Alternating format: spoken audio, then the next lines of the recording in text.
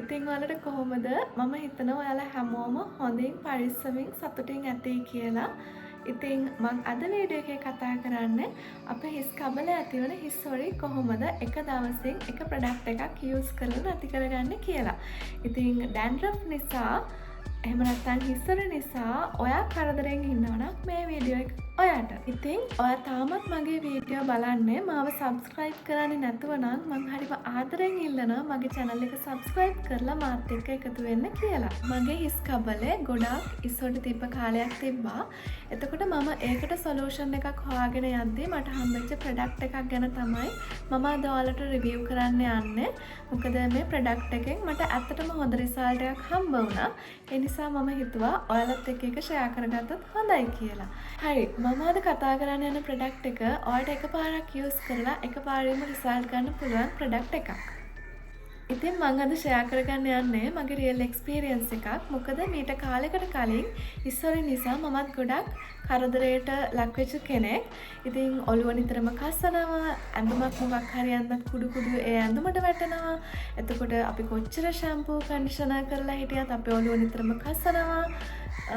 ඊට අමතරව අපි කරන වැඩකට ෆෝකස් කරන්න බෑ. මොකද කොයි වෙලේත් අත් දෙකෙන් ඔළුව කස තමයි ඉන්න වෙන්නේ. මොකද dandruff නිසා කරදරෙන් ඉන්න කෙනෙක් නම් ඔයා දන්නවා. ඔයා කොච්චර ඔයාගේ ඔළුව කසන්න නැතුව ඉන්න හැදුවත් ඒක කරන්න බෑ. නිතරම ඔයාගේ අත් දෙක ඔළුවට යනවා. ගිහිල්ලා ඔයාලට කසන්නම තමයි හිතෙන්නේ. ඉතින් මම හිතනවා එහෙ වගේ කෙනෙක් නම් ඔයාලට මේ වීඩියෝ එක අනිවාර්යෙන් ප්‍රයෝජනවත් වෙයි කියලා. අපි මුලින්ම බලමු මොන වගේ සාධකද මේ හිස් හොරේ අපේ හිස් කබලේ ඇති වෙන්න බලපාන්නේ කියලා. පළවෙනි එක තමයි ඔයාගේ හිස් කබල ගොඩක් ඔයිලි නම්, එතකොට දෙවෙනි එක ඔයාගේ හිස් කබල ගොඩක් ඩ්‍රයි නම්, ඒ කියන්නේ වියලි නම්, තුන්වෙනි එක ඔයා ගොඩාක් ස්ට්‍රෙස් එකේ ඉන්නවා නම්, හතරවෙනි එක ඔයාගේ හෝමෝන්ස් ගොඩක් ඉන්බැලන්ස් නම්, ඔයාගේ හෝමෝන්ස් හොඳට බැලන්ස් වෙලා නැත්නම්, ඊළඟ කාරණය තමයි ඔයා ගොඩාක් ප්‍රොඩක්ට්ස් ඔයාගේ hair එකට යූස් කරනවා නම්, ඔයාගේ කොණ්ඩෙට හිස් කබලට ඔයා ප්‍රොඩක්ට්ස් 4ක් 5ක් 6ක් 7ක් ඔය වගේ පාවිච්චි කරනවා නම් ඒකත් ඔයාලට ඉස්සර ඇති වෙන්න කාරණයක් වෙන්න පුළුවන්. එතකොට ඊළඟ වැදගත්ම කාරණාව තමයි ඔයා hair එකට යූස් කරන ප්‍රොඩක්ට්ස් හරියට hair එකෙන් වොෂ් කරලා සෝදලා අයින් කරන්නේ නැති එක. තවත් වැදගත්ම වගේම ඒ වගේම ගොඩක් අය හිතන්නේ නැති කාරණාවක් තමයි ඔයා ගන්න ආහාර සහ පාන වර්ග. ඔයා හරි ආහාර රටාවක් තියාගෙන යන්නේ නැත්නම් ඒකත් ඔයාගේ හිස් හොරි වලට බලපාන්න පුළුවන්. ඊට අමතරව ඔයාගේ හිස් කබලට ගොඩක් දාඩිය දානවා නම්, ඔයා නිතරම හෙල්මට්, කැප් ඒ වගේ දේවල් දාගෙන ඉන්නවා නම් ඔයාට අනිවාර්යෙන්ම හිස් හොරි තත්ත්වය ඇති වෙන්න පුළුවන්. හරි මම දැන් ඔයාලට පෙන්නන්නම් මට හරි ගියපු ඒ මැජික් ප්‍රොඩක්ට් එක මොකක්ද කියලා. හරි මේ තියෙන ඉතින් ඒ ෂැම්පූ එක නම කෙටෝ ප්ලස්. මේ ප්‍රොඩක්ට් එක හදන්නේ ඉන්දියාවේ. මේක හදන්නේ Glenmark Pharmaceutical Limited කියන කම්පැනි එකේ. හරි අපි දැන් මේ ප්‍රොඩක්ට් එකේ අන්තර්ගතය ගැන කතා කරමු. මේ ප්‍රොඩක්ට් එකේ ඉන්ග්‍රේඩියන්ට්ස් විදිහට තියෙනවා ketoconazole BP 102ක්. මම ප්‍රොනවුන්ස් කරන විදිහ හරිද දන්නේ නැහැ. මම නම මෙතන උඩින් දාන්නම්. ketoconazole BP 102ක් තියෙනවා. zinc pyrithione 101ක් තියෙනවා. ඊට අමතරව ෂැම්පූ බේස් එක තියෙනවා, කලර් එකක් ඇඩ් කරලා තියෙනවා. ඒ ටික තමයි ඒ ඉන්ග්‍රේඩියන්ට්ස් හතර තමයි මේ ප්‍රොඩක්ට් එක ඇතුලේ තියෙන්නේ. කනසෝල් ගැන කතා කරොත් කෙටෝකනසෝල් වලින් වෙන්නේ අපේ හිස් කබලේ ඇති වෙන ෆංගස්, ඒ කියන්නේ දිලීර, ඒ වගේ දේවල් නිසා අපේ හිස් කබලේ ඇති වෙන ඒ තත්ත්ව මඟහරින්න ක්‍රියාකාරී වෙන එක තමයි කෙටෝකනසෝල් වලින් කරන්නේ. මේකේ තියෙන අනික් මේන් ඉන්ග්‍රේඩියන්ට් එක zinc pyrithione වලින් වෙන්නේ මූලිකවම අපේ හිස් කබල කසන එක නතර කරන එක. හරි මම හිතනවා ප්‍රොඩක්ට් එක ගැන ඔයාලට හොඳ අයිඩියා එකක් දැන් ඇති කියලා. මම ඔයාලට ප්‍රොඩක්ට් එක ඕපන් කරලා පෙන්නන්නම් කොහොමද තියෙන්නේ කියලා.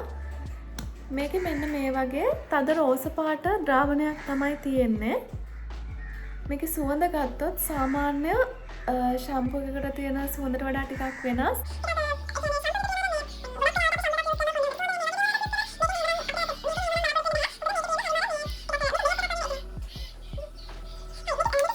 සුවඳ ගැන කතා කරොත් මේක අපි සාමාන්‍යයෙන් පාවිච්චි කරන ෂැම්පූ එකක සුවඳ වගේ නන් නෙමෙයි.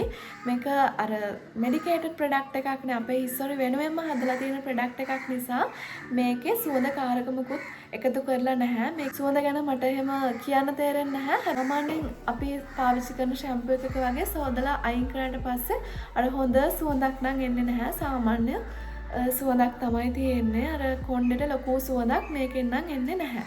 හරි, මම දැන් ෂැම්පූ එක පෙන්නුව නිසා මම මෙතනදී කතා කරන්නම් මේ ෂැම්පූ එකේ තියෙන වාසි මොනවද, අවාසි මොනවද කියලා.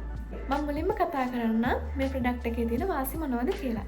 අපේ හිස් කබලේ තියෙන හිස් හොරි හොඳින් ඉවත් කරනවා. දෙවැනි වාසිය තමයි අපේ හිස් කබල කසන එක සම්පූර්ණයෙන්ම නැති කරලා දානවා. ඊළඟ වාසිය තමයි දිලීර ආසාදන ඒ වගේ තත්ත්වයන් නිසා ඇති වුණ හිස් හොරි උනත් ඉතාම හොඳින් ඉවත් කරනවා. ඊළඟ කාරණය තමයි මේ නිෂ්පාදනය ඕනම කෙනෙක්ට හරිම ලේසියෙන් පාවිච්චි කරන්න පුළුවන්. මම දැන් කතා කරන්නම් මේ ප්‍රොඩක්ට් එකේ මොනවද තියෙන අවාසි කියලා. ඔයා මේ ප්‍රොඩක්ට් එක අනවශ්‍ය විදිහට පාවිච්චි කරනවා නම්, ඒ කියන්නේ සතියට 3 පාර 4 පාර ඒ වගේ පාවිච්චි කරනවා නම් අනිවාර්යයෙන්ම ඔයාගේ හිස් කබල වියලි වෙන්න පුළුවන්. ඒක තමයි මේකේ ප්‍රධානම අවාසිය. ගොඩක් බිසි කෙනෙක් වුණත්, ඔයා සාමාන්‍යයෙන් ගෙදර ඉන්න කෙනෙක්ට වුණත් ඔයාට හරිම ලේසියෙන් ඔයා නාන වෙලාවට මේ ෂැම්පූ එක පාවිච්චි කරලා සෝදලා අයින් කරන්න පුළුවන්. ඊළඟ අවාසිය තමයි ඔයාට අනිත් ෂැම්පූ වගේ මේ ප්‍රොඩක්ට් එක ඩේලි යූස් කරන්න බෑ. කරන්න ඕන දෙයක් තමයි ඔයා මේ ප්‍රොඩක්ට් එක පාවිච්චි කරන එක නතර කරොත් ඔයාට ආයෙත් සැරයක් ඉස්සොරි එන්න පුළුවන්. ඊළඟ අවාසිය තමයි මේ ප්‍රොඩක්ට් එක නිසා සමහර පුද්ගලයන්ට එයාලගේ කොණ්ඩය යම්කිසි වැටීමක් සිද්ධ වෙන්න පුළුවන්. මොකද හිස් කබල ඩ්‍රයි වෙන නිසා. මම එහෙම කියන්නේ මේ ෂැම්පූ එක මම පෞද්ගලිකව පාවිච්චි කරනවා. ඇත්තටම අපි මේක ඕනවට වඩා අනවශ්‍ය විදිහට යූස් කරන්න ගියොත් අනිවාර්යයෙන්ම කොණ්ඩේ හැලීමක් සිද්ධ වෙනවා. හැබැයි මම මෙතනදිත් ආයෙත් මතක් කරනවා ඔයා මේක හරියට සතියට එකපාරක් විතරක් පාවිච්චි කරනවා නම් මේ තත්වයට ඔයාට මුහුණ දෙන්න වෙන්නේ නැහැ. මම දැන් ඔයාලට කියන්නම් මම කොහොමද මේ ප්‍රොඩක්ට් එක පාවිච්චි කරේ, ඒ වගේම ඔයාලා කොහොමද මේ ප්‍රොඩක්ට් එක පාවිච්චි කරන්න ඕනේ කියලා. සාමාන්‍ය ෂැම්පූ එකක් වගේ මේක හැමදාම පාවිච්චි කරන්න එපා. එහෙම වුණොත් ඔයාගේ ස්කින් එක ගොඩාක් වියලි වෙන්න පුළුවන්. ඒ වගේම තියෙන ඩැන්ඩ්‍රෆ් ප්‍රශ්න තවදුරටත් වැඩි වෙන්නත් පුළුවන්. ඒ නිසා මම ආයෙමත් කියනවා මේ ෂැම්පූ එක හැමදාම යූස් කරන්න එපා. මොකද මේක මෙඩිකේටඩ් ප්‍රොඩක්ට් එකක්. ඒ නිසා ඔයාගේ හිස් හොරි පාලනය කරගෙන යන ගමන් ඔයාගේ සාමාන්‍ය හෙයා කෙයා රූටින් එකත් එක්ක ඔයාට මේක ඇඩ් කරගෙන පාවිච්චි කරන්න පුළුවන්. ඉතින් මේ ෂැම්පූ එක ඔයාලට පාවිච්චි කරන්න පුළුවන් සතියට එක සැරයක්, එහෙම නැත්නම් දෙසරයක්. ගලිකව මම මේ ෂැම්පූ එක පාවිච්චි කරන්නේ සතියට එක පාරයි. මොකද සතියට එක පාරක් පාවිච්චි කරන එක මට හොඳටම ප්‍රමාණවත්. ඒකෙන් මගේ ඩැන්ඩ්‍රෆ් තත්ත්වය හොඳටම පාලනය වෙලා කිසිම ප්‍රශ්නයක් ඇති නොවී තියෙනවා. ඒ නිසා මම ඔයාටත් කියන්නේ ඔයා මේක පාවිච්චි කරන්න ගන්නවා නම් සතියට එක පාරක් උපරිම දෙපාරක් පාවිච්චි කරන්න. ඊට එහා පාවිච්චි කරන්න එපා.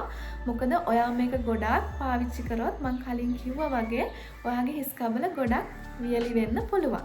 මම ඔයාලට මෙතනදී තව විශේෂ දේවල් ටිකක් කියන්නම්. ඔයාගේ හිස් හොරි අඩු කරගන්න පුළුවන්.